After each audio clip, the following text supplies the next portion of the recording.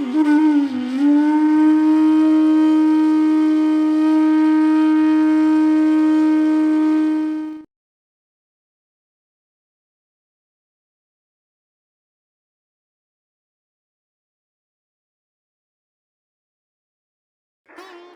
સાચી બની ગયેલી નાની વાત. જયપુર ગામમાં માહેશ્વરી ડોક્ટર રહેતા હતા. આઝાદી પહેલાની વાત છે, રાજા રજવાડાની. હવે આર્ય સમાજમાં માને. આર્ય સમાજમાં એવું કે મૂર્તિ પૂજા ન માને. એ લોકો જે જ્યોત હોય ને એને માને અને ગાયત્રી મંત્ર બોલે. એ લોકો મૂર્તિ પૂજાના વિરોધી. હવે એના ઘરે દીકરી અવતરી. એનું નામ ધનવંતી. એક ને એક દીકરી. હવે ઘરમાં સ્ટ્રિક્ટલી પ્રોહિબિટેડ. કોઈ મંદિરે જવાનું નહીં, કોઈ ભાગવત સાંભળવાનું નહીં. આપણે મૂર્તિ પૂજામાં માનતા નથી. હવે આ ધન્વંતરીને 12 વર્ષે તો પરણાવી દીધી. પેલાના જમાનામાં એવું હતું કે દીકરી રજસ્વલા ટાઈમમાં બેસે એ પેલા પરણાવી દેતા. નહીતર એ લોકો એવું માનતા કે ટાઈમમાં બેસે ને બાપ મોઢું જુએ તો રૌરવ નરકના અધિકારી થાય. એ ત્યારના લોકોની માનતા હતી. હવે 16 વર્ષે વિધવા થઈ ગઈ. હવે 16 વર્ષની દીકરી, એક ને એક. એટલે ડોક્ટર માહેશ્વરી એમને પોતાને ત્યાં પાછી લઈ આવ્યા. હવે આને દુનિયા જોઈ નહોતી. હવે ઘરમાં આર્ય સમાજમાં માને એટલે મૂર્તિ પૂજામાં માને ને. હવે આનું મન વ્યગ્ર રહે, લૌકિક બધું યાદ આવે ને ઘરમાં વાતાવરણ શોક રહિત થઈ ગયું. 16 વર્ષની દીકરી વિધવા. અને પેલાના જમાનામાં કેવું હતું, અત્યારે એવું નથી.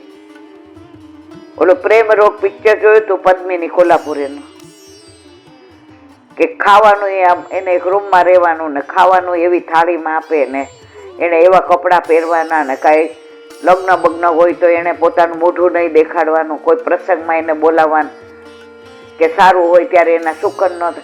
બહુ ખરાબ હતું. અત્યારે વલ્લભે કૃપા કરી છે, કારણ કે વલ્લભે ત્યારે જ કહ્યું હતું સ્ત્રી શુદ્રા ધૃતિ ક્ષમા. સ્ત્રીઓને ઠાકોરજીને સ્પર્શ કરવાનો અધિકાર આપ્યો. અત્યારે બધા કે પુરુષ સમોડી. વલ્લભે ત્યારે જ બનાવી દીધી હતી. હવે બહુ વ્યગ્ર રહી. મા બાપ એ ચિંતા કરે, પણ આ તો એ જમાનામાં પાછું ફરી વાર વિવાહ નહોતા થતા. અને માહેશ્વરી એટલે તો કોઈ શક્યતા જ નહોતી. હવે એકવાર એનું મન બહુ વ્યગ્ર થયું, ખૂબ રડી. એટલે એના માએ એને કીધું, જા તું ઉપર ધાબે અગાસી આંટો માર, બહારની ચોખ્ખી હવા લે, થોડી વાર ચારે બાજુ વાતાવરણને જો બહાર કોયલ બોલતી હશે, વૃક્ષો જો, વેલી જો. પરાણે મોકલી એટલે ત્યાં ગઈ. કોણ? ધન્વંતરી. હવે અગાસીથી એને જોયું બાજુમાં જે ડેલી હતી. પેલા ડેલી બંધ મકાન હતા, એટલે ડેલી ખુલ્લી હોય એટલે ઉપરથી તમને દેખાય. અમે પાટિયાન ડેલીમાં રહેતા હતા ને તો મહારાજની વાસમાંથી ઉપરથી અમે શું કરીએ છીએ શું નહીં એ લોકોને બહાર ફળિયામાં, ઘરમાં કોઈ ન દેખાય એ રીતનું પેલા બધું બાંધકામ હતું. એટલે એને જોયું તો રાસલીલા ચાલતી હતી. તો એને તો આ બધું કશું જોયેલું નહીં. કૃષ્ણ ને સુદામાની લીલા ચાલતી હતી. અને જે કૃષ્ણ પ્રેમ કરતા હતા સુદામાને, એક નિષ્કંચન બ્રાહ્મણને પગ ધોઈને પીતા હતા. અને જે કૃષ્ણ હીરા મોતી માણેક થઈને એનું સ્વરૂપ, કારણ રાસલીલા હોવા છતાંય જે કૃષ્ણ બન્યા હતા એનામાં કૃષ્ણનો આવેશ હતો. અને માધુર્ય ને સ્વરૂપ ને જોઈને એ તો જ્યાં સુધી પૂરું ન થયું ત્યાં સુધી ત્યાં જ ઊભી રહી. નીચેથી એને માં બૂમો પાડે, દાદરો ચડાય ને ઉંમર. પણ એ રાસલીલા પૂરી થઈ, કૃષ્ણમય થઈ ગઈ. હવે નીચે ઉતરી, પરાણે 2 કોળિયા ખાધા. આખી રાત કૃષ્ણના દર્શન થાય, જાણે વેણુ વગાડે ને એને બોલાવે ને એની યાર વાતો કરે ને એ એને અરોગાવે ને. હવે એને ખબર છે કે મને અહીંયા કોઈ, અમારા ઘરમાં તો મૂર્તિ પૂજા માનતા નથી, એટલે મને કોઈ આ કરવા નહીં દે. હવે નક્કી કર્યું કે હવે મારે શું કરવું.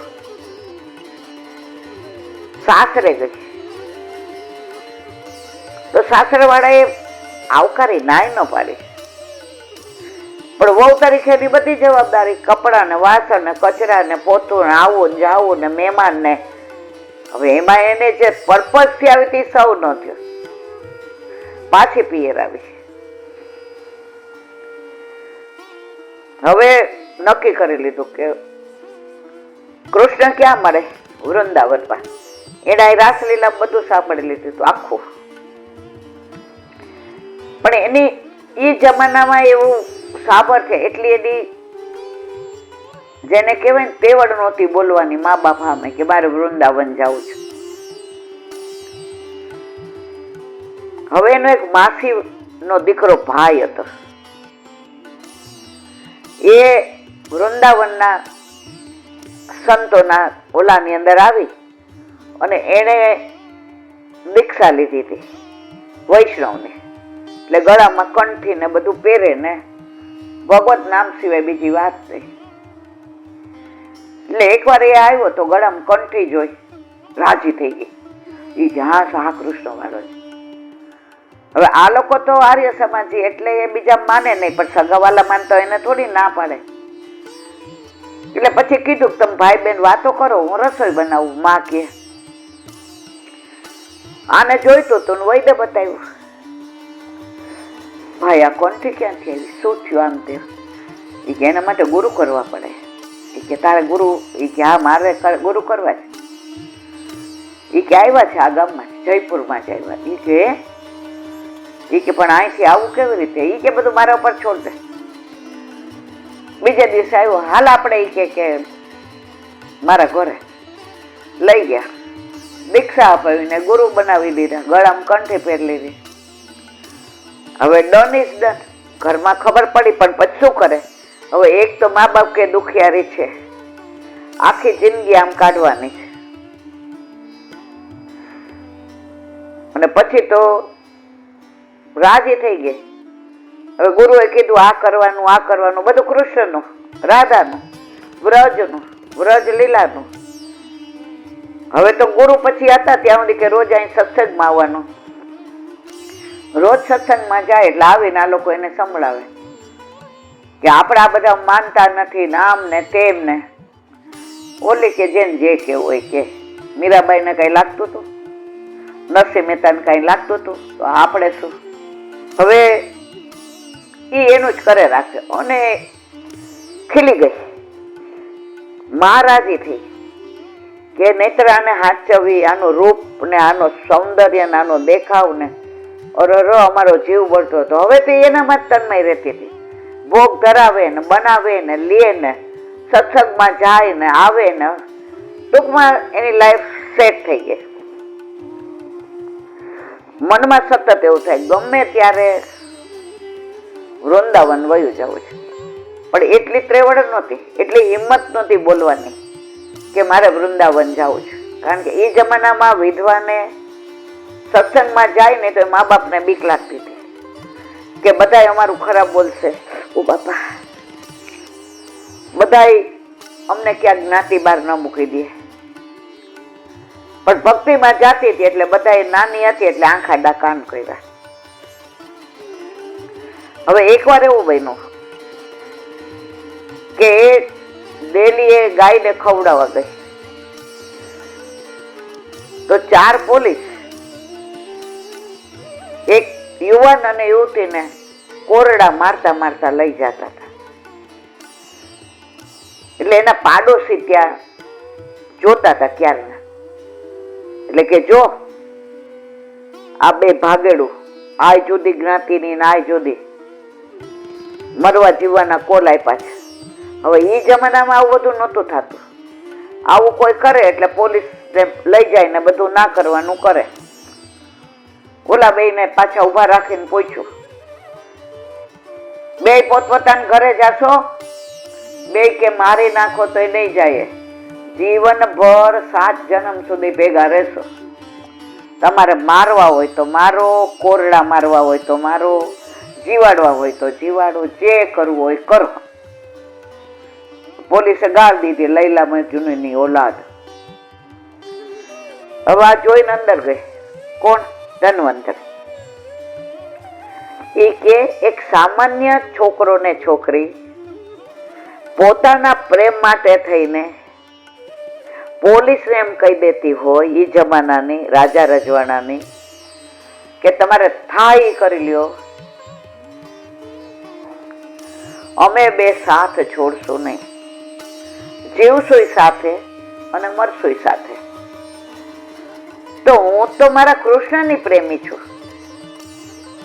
મારો પ્રેમ મારો કૃષ્ણ છે, મારો ભગવાન છે, મારો નંદનંદન છે. તો હું કોનાથી બીવું છું? મારું પોલીસ શું બગાડી લેશે? રાતના બધા સુતા હતા, ઠાકોરજી પધરાવીને વૃંદાવન ભેગી. કોણ? ધન્વંતરી. હવે ત્યાં ગુરુ હતા. હવે કઈ લઈને તો આવી નહોતી, બધું મા બાપના ઘરે, બધું એમના 3 કપડે નીકળી ગઈ. ગુરુનું નામ ભૂલી ગઈ છું, માફ કરજો. પછી ના, ગુરુ નામ તો દેવાય. ચલો, ગુરુ નામ ભૂલી ગઈ. હવે આના ગુરુ તો અહીંયા એને કર્યા હતા જયપુરમાં. એટલે ગુરુ, મંત્ર ને માળા ને મૂર્તિ ક્યારેય બદલાય નહીં.